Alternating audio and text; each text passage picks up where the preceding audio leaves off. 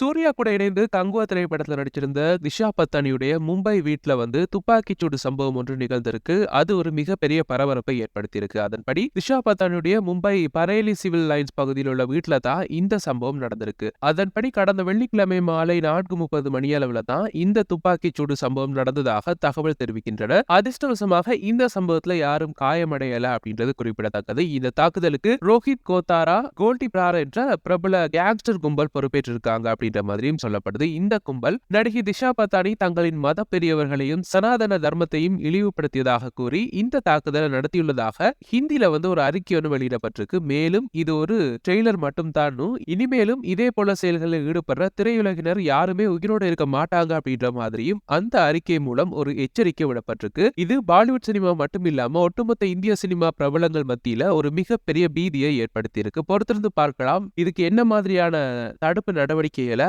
அரசு எடுக்க போகுது அப்படின்னு சொல்லி.